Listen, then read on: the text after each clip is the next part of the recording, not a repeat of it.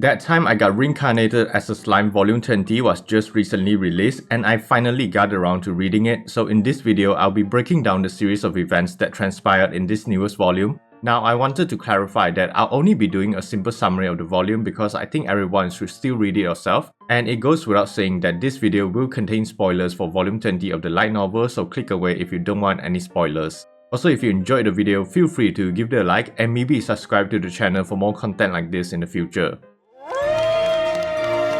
こうして俺は8人の魔王オクタグラムの一人と Before I begin, I wanted to first give a quick recap on some of the important events that happened in Volume 19. So Rimuru was unable to save Leon from Micah's control during their battle in El Dorado, but he did save Kigali and Tear from being killed by Jahil. And moving on, Obera's forces were destroyed by Micah, but she managed to escape to Milim's domain where she was currently recovering. Also, Feltway had released Fan, the younger brother of Daiguru, from his imprisonment, and he was sent to the Holy Void Damagania where he managed to convert Daiguru over to their side. Now the Daiguru brothers and their forces were marching towards the west to attack Luminous Valentine. Speaking of the west, during the peace summit held in the capital of Ingratia, Feltway and Vega had attacked because they wanted to eliminate Masayuki Honjo. However, Masayuki managed to awaken the consciousness of Rudra during the battle and he defeated Feltway. And over at Damagania, Leon was finally freed from Micah's control thanks to Rimuru, but it was a trap set by the Manas and he almost killed Rimuru. Luckily, Rimuru was saved by Chloe and later he would fight Micah himself, eventually defeating him, and he used Void God Azathoth to consume Micah as well. Now as that was happening, Milim's domain was attacked by the Insect Lord Zelenus and his Insecta army. Milim would deploy her forces and the reinforcements from the Tempest Federation to battle, which I'll be talking about in a bit. So currently, the enemies left are the Daiguru brothers, Feltway's forces, and Zelenus' Insecta army.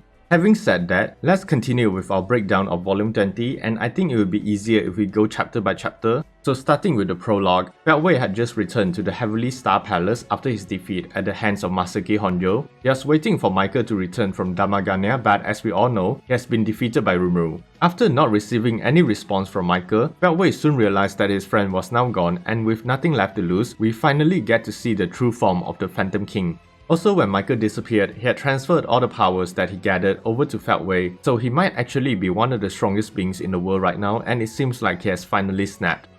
Now, moving on to the first chapter, we are back in Eurozania, the site of Milim's new capital where they were fighting the Insectas, and there were numerous battles happening at the same time, so I'll just quickly go over them. Milim's own Heavenly Kings were able to quickly dispose of their respective opponents. Frey defeated Torun, Carrion defeated the Bard, Midley defeated Cyril, and Obera defeated Tishon, so 4 of the Insecta generals were now defeated. As for the remaining ones, Gabriel and Sophia were struggling against the Insecta General Bithop initially, but when Sophia promised to give Gabriel a kiss if he wins, he suddenly acquired a burst of power and he promptly defeated Bithop. Honestly, good for Gabriel that he finally found a girl that likes him. But in any case, Gelt was fighting Mujika, and because they were evenly matched, Gelt couldn't defeat the Insecta, although Midley was able to defeat her later. And next, I think the hardest battle for Milim's side was probably against the Insecta Queen Paliad. Esper and Phobia were the ones initially fighting Paliad, but they were soon defeated by her. However, they managed to buy enough time for the reinforcements to arrive, and it would take the combined efforts of Gopta, Ranga, Gelt, Frey, Carrion, Midley, and Obera just to hold off the Insecta Queen.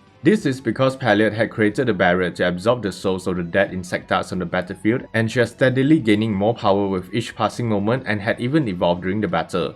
Putting that aside for now, Carrera was fighting Zest, the leader of the Insecta generals, and although their strength was almost equal, she was slowly winning. But she sensed that her allies were in danger, so she decided to use Judgment, a powerful killing bullet, to end the battle. And with Zest defeated, she was about to help Gopta and the others when she was suddenly attacked by the Insect Lord Zelenus. She survived the attack but lost one of her arms, and the reason Zelenus waited so long to attack was because he was afraid of Judgment since he was capable of killing even him. So when Carrera finally used the skill, he was now safe to eliminate her, but before he could deal the killing blow, Milim joined the battle, and using this opening, Carrera quickly turned her attention to the battle with Paliad. Now, jumping back to the battle with Paliad, Gopta and the others were doing their best to defeat her, but they were starting to get tired, and Carrera, who had just arrived, couldn't join the battle because she was still recovering. However, her golden gun started to glow, and to her surprise, Lieutenant Kondo had appeared, because as this battle was happening, Masayuki had just awakened Rudra and used his skill King of Heroes, so Kondo answered the call. With Kondo transferring his powers into the golden gun, Carrera was now able to fire another shot of Judgment, and she took aim at Paliad. Before the Insecta could even react, a bullet shattered her head and she was finally defeated.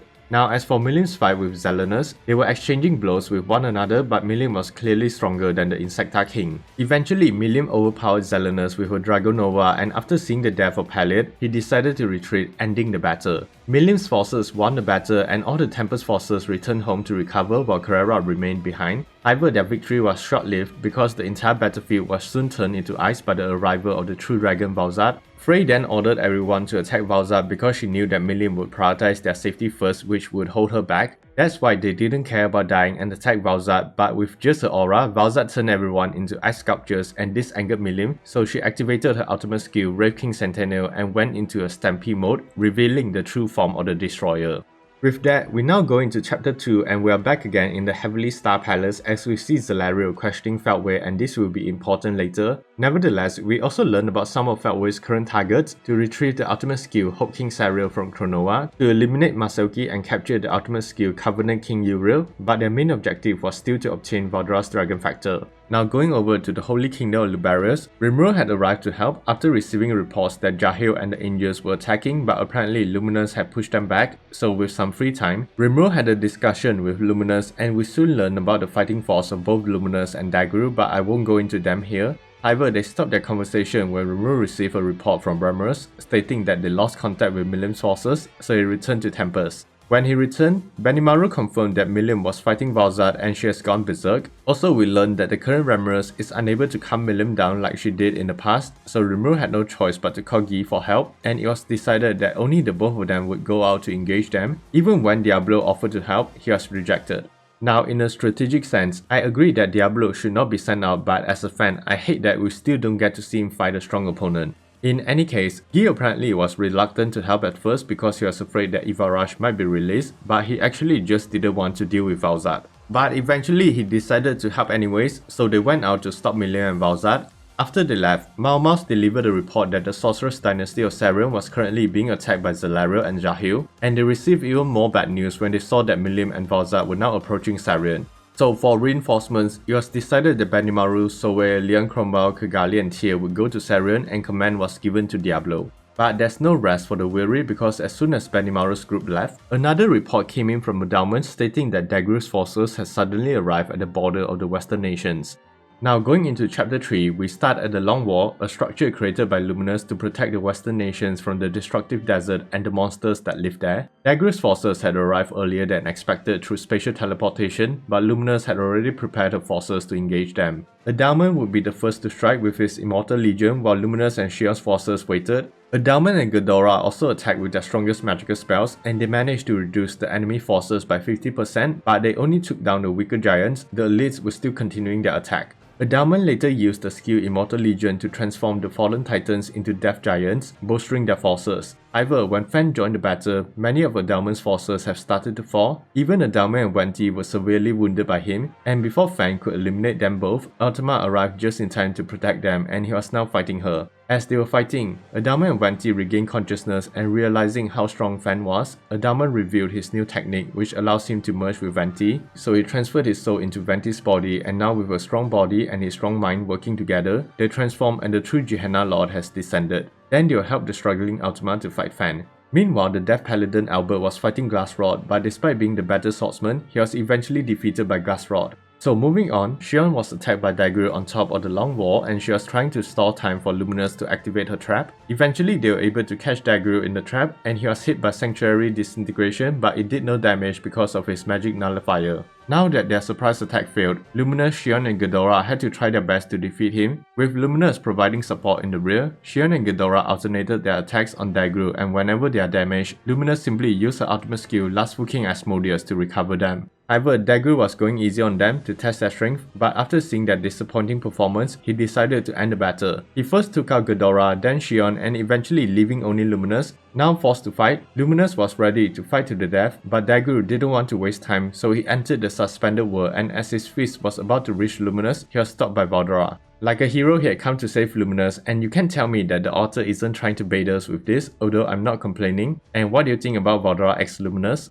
Jokes aside, let's continue to chapter 4 where we see Rimuru and Guy arriving at Milim's location, only to find Feldway there as well. He had used Regalia Dominion to control Milim, and he had given her the order to destroy the Divine Tree of Sarion, and he soon left. With Milim and Volzat heading towards Sarin, Rimuru quickly contacted Benimaru and informed him about his plan to hopefully stop Milim, which I'll talk about in a bit. Now going over to Sarin, Almassia and her mother Sylvia were currently fighting Jahil, Zelario and their forces. Sarin's secret Magus force was dispatched as well, but they were barely holding on. Eventually reinforcements from Tempest arrived and Benimaru started to coordinate their counter-offensive. Kigali and Tyr went to help Sylvia handle Jahil, and thanks to Benimaru's support, they were protected from his flame attacks. Also during their fight, thanks to Seal, Kigali's unique skill Schemer was evolved into the ultimate enchantment Agave Tyr, while Tyr's unique skill Optimus and Performer were combined to create the ultimate enchantment Orpheus, and with this boost in power, they started to overwhelm Jahil. As for Zelario's fight, Leon and Soe were able to force it into a stalemate. This is because Zelario was unwilling to fight due to his frustrations with Feltway, and also he hated being controlled by Michael. Now Rimuru's group was soon approaching Sarin, and apparently on their way over, Valgren had arrived to help them contain Milim as well. And before they arrived at Sarin, Benimaru was making preparations for Rimuru's plan I mentioned just now, which is to attack Milim with all possible forces to hopefully divert her attention long enough for Seal to cancel Feltway's order. Command of the Magus forces was then given to Benimaru while Seal contacted Zelario and Leon to enlist their help. Seal offered to remove their Angelic System ultimate skills, and Leon was quick to accept because he knew this was the work of Rimuru, so his ultimate skill Purity King Metatron was transformed into the ultimate skill Surya. Zelario on the other hand was skeptical at first but accepted because he wanted to be free from Michael's control, so his ultimate skill Judgment King Israfil was transformed into the ultimate skill Meteors. And seriously, this is just getting dumb. Seal is now giving ultimate level skills out like it's nothing. But anyways, Zelario had joined their operation, and with Milim approaching, they were ready to attack. The Magus forces would be the first to attack, followed by the special attacks of Soe, Leon and Zelario, but Milim's defenses was too powerful and they barely stopped her.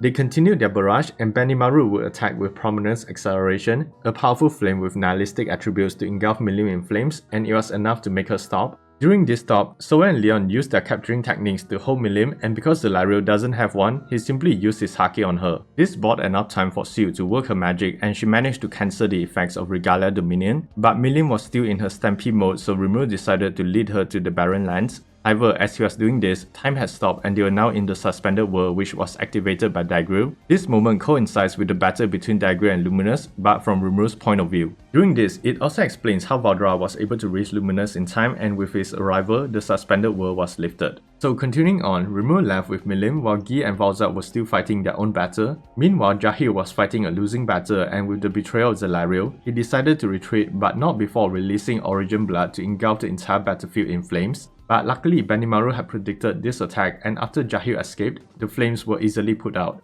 With that, the battle in Sarin ended, and because Zelario no longer had any reason to fight, a truce was formed. Also, Zelario decided to stop the delusional ambitions of Feltway and help to stabilize the world. Thus, for the time being, Zelario's forces were stationed in Sarin to prepare for the unprecedented crisis that awaited them. Now back to the Heavenly Star Palace. With the loss of Michael and the betrayal of Zelario, Feltway has truly lost everyone he considered to be friends, and he will be ready for what's to come. He also sent Vega and Dino to attack Ramos' Labyrinth now that Valdra has left, so we'll likely be seeing the Labyrinth Lost in action in the next volume. Then in the epilogue, Rimuru and Milim managed to arrive at the Barren Lands, and they were now headed towards Heaven's Tower. However, he suspected that he was walking right into Feltway's trap, and he was correct. When they were outside Heaven's Tower, Feltway had appeared and he used Regalia Dominion to take control over Milim again, and using space-time transfer, he transported Rimuru to some unknown place in time, ending the volume on a cliffhanger. But yeah, that was my breakdown of the entire volume 20, and I left out a lot of details because obviously I can't talk about everything, so I do recommend reading the volume yourself. Also, the machine translation made it really difficult to read and some parts just felt weird to me, but hopefully when the fan translation comes out, it will be easier to understand. And before I end the video, I just wanted to share some of my opinions regarding this volume. So character-wise, I think this volume did a great job with allocating development time for some of the characters and seeing how much they have improved from the previous volumes. Also, I think the story progression was decent and the pacing wasn't too fast or too slow, although the constant jumps between perspectives was a bit messy but still acceptable. And of course, I always enjoy seeing Rimuru lose sometimes instead of always winning because I feel like recently, Rimuru just relies on Seal to solve everything, and I kind of miss seeing Rimuru using his own experience and knowledge to solve problems and just using Seal as a support to complement his own abilities. Also, do you guys want me to do a prediction on what we'll be getting in the next volume? If you do, leave a comment down below, and maybe if this video gets like 500 likes, I'll do a follow-up video. But anyways, it was a fun volume to read with decent action, comedy, and even some interesting world building as well. So hopefully you enjoyed this breakdown of volume 20, and I definitely recommend reading it yourself. And if you did, what are your thoughts on this volume? Feel free to leave your comments down below. Also, if you want to see more stuff like this, don't forget to like the video, subscribe to the channel, and hit that notification bell to stay up to date with all my content. Thanks for watching, and as always, stay safe everyone.